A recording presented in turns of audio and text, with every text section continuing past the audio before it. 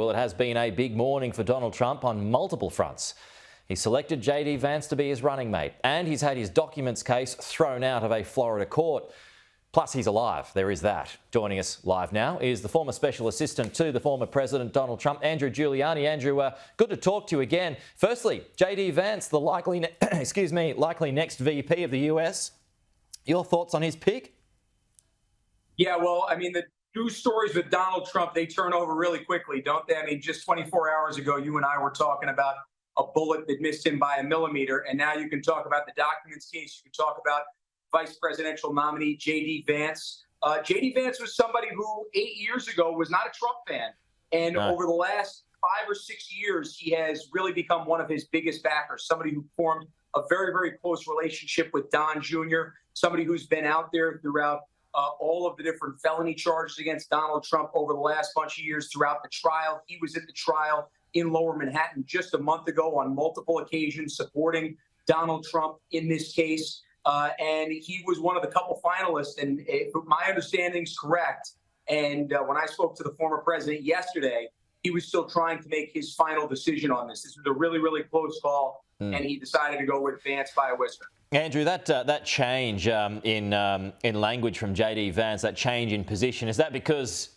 he realised he wouldn't get very far without Donald Trump's support, so he had to get behind him?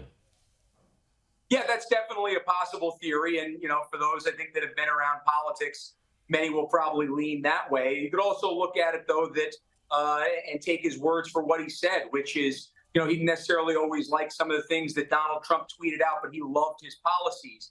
And as he got to know the guy more and more, he got to realize, actually, he did start to like the guy. So you can either look at it that way and say, hey, from a power perspective, his only path was going to be embracing Donald Trump.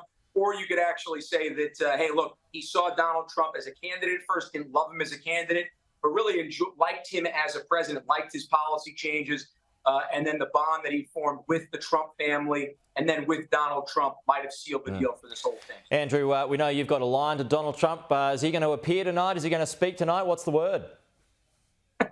You know what? I don't even think President Trump knows until the moment. I mean, he really, really does try to feel this stuff out.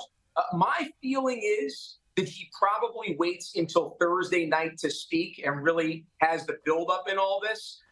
But you know what? I've made these predictions before, and they've been wrong. So I guess you could say that I'd put my money on Thursday night, but it wouldn't surprise me if he comes in tonight or tomorrow. And I'm sure whenever he comes in, considering what has happened over the last 72 hours, it's going to be a rousing ovation in a way that maybe I've never even seen. No, it will be significant, no doubt about that. Andrew, good to chat again. We'll talk to you again soon. Appreciate it.